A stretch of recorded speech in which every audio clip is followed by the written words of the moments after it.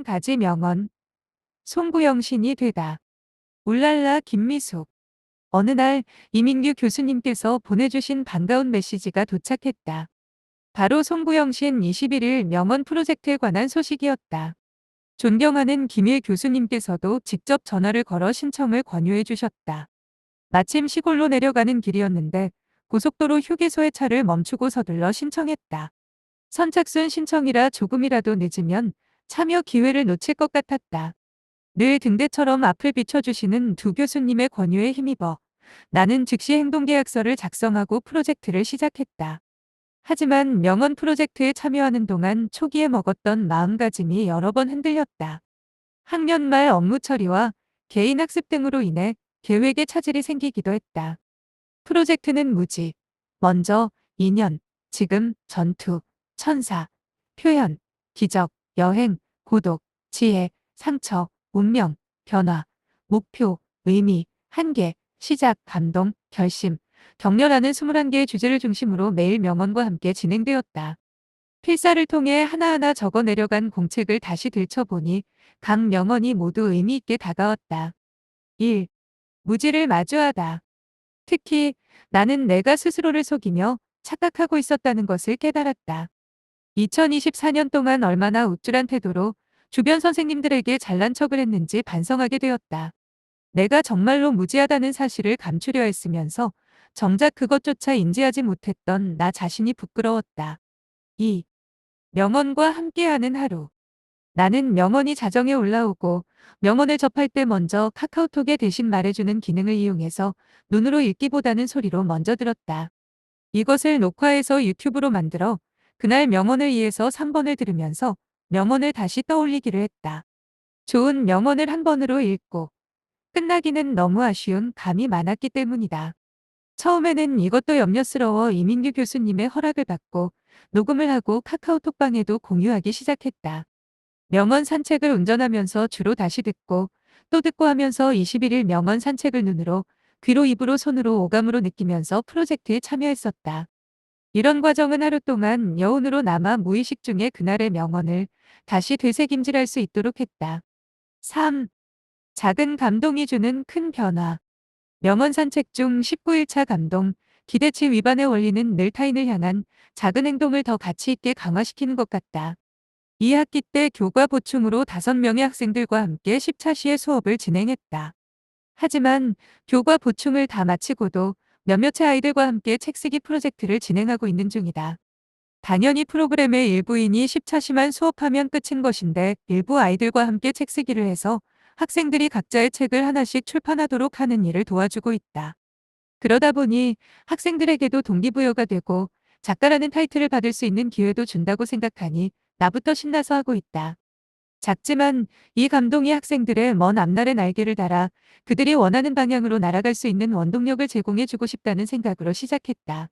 그러다 보니 이것이 또 다른 감동으로 이어지고 있다. 학년 말 프로그램으로 환경동화를 영어로 만들고 있는데 이 학생들에게도 자신이 만든 책을 출판하도록 몇 명 아이들에게는 따로 권장하였다. 특히 뿌듯한 것은 소설가를 꿈꾸는 여학생이었다. 자신의 꿈을 펼칠 수 있도록 도움을 주는 것, 영감을 줄 수 있는 것 자체가 너무 뿌듯한 일이다. 작은 일과 작은 감동에 의해 기대치를 위반하고 있는 것, 이것이야말로 멋진 가치를 창출하는 것이다. 주변에서 무수한 일들이 있지만 남들이 알아주건 말건 작은 기대치 위반으로 상대도 감동시키고 자신도 감동받는 일의 소중함을 깨닫게 되었다. 이민규 교수님께서 제안해주신 방법대로 매일매일 정성스럽게 못했지만 21일간 매일 명언을 영상으로 만들어 공유하고 스스로도 명언을 여러 차례 들으면서 아하, 그렇지, 실천해야겠구나. 세상의 큰일은 작은 일에서 시작되지. 당신이 오라. 내가 만약 라면, 목표의 소중함, 땅 위를 걷는 것이 기적이지. 등등의 말을 혼자말로 되뇌이곤 했다. 하지만 가장 중요한 것은 역시 실행이다. 4. 전투에서 얻은 깨달음. 21일 프로젝트를 진행하면서 나에게 생긴 가장 큰 변화는 신랑에 대한 태도와 마음가짐에 대한 변화이다. 늘 바쁘다는 핑계로 나의 일이 우선이고 일 중심적인 생활을 해왔다. 그래서 신랑에게도 미안하다는 마음만 있었다. 하지만 조금 늦으면 먼저 전화하고 신랑을 가장 우선적으로 두고 의견을 묻고 나의 결정에 대한 것을 신랑과 함께 나누어 의견을 조율한 뒤 결정하는 등의 태도를 변화시켰다. 이전에는 내가 먼저 판단해서 결정하고 신랑에게는 통보하는 식으로 생활을 해왔었다. 그런데 교수님의 5일차 명언 산책의 전투라는 부분은 나에게 태도의 전환점을 가져오게 했다. 5. 작은 실천이 만든 긍정의 연쇄 반응. 2024년도에 다사다난한 일들, 슬픔과 아픔도 있었다. 그렇지만 그럼에도 불구하고 세상은 살기 좋다. 아직도 살아가야 하는 이유들이 많이 있다.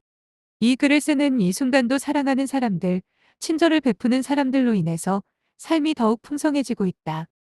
이민규 교수님과 함께한 명언 산책 21일간을 2024년을 마무리할 즈음에 했었던 것이 1년을 되돌아보고 다시 2025년을 새롭게 맞이하는 마중물 역할도 해서 감개무량하다. 자신만 움켜쥐고 사는 것이 아니라 넉넉하게 사람들과 소통하고 나누는 이민규 교수님의 삶이야 말로 최고 중 최고이다. 21일 필사 프로젝트를 진행하면서 나도 그 기운을 받아서 필사 프로젝트를 다른 사람들이랑 진행해 보고 싶다는 생각을 가졌다. 15일의 기적이라는 책으로 학생들과 교사들과 함께 해왔었다. 그것에 이어 이 필사 프로젝트를 하면서 긍정적인 사고를 가지고 자신의 삶을 주체적으로 경영할 수 있도록 도움을 주고 싶다. 기간을 정해두고 간단한 명언 쓰기를 필사로 하고 읽고 영상으로 만들고 하는 과정이 하나의 파노라마처럼 지나간다. 하루를 명언으로 시작하고 마무리도 명언으로 마무리할 수 있게 한 21일이 15일의 기적 후속작이 아닐까 한다. 21일의 기적은 삶의 활력소가 되어서 긍정적인 시너지로 이어졌다. 특히 한 해를 마무리하고 다른 한 해를 시작하는 연결점이 되어서 긍정의 파생 효과를 가져오게 되었다.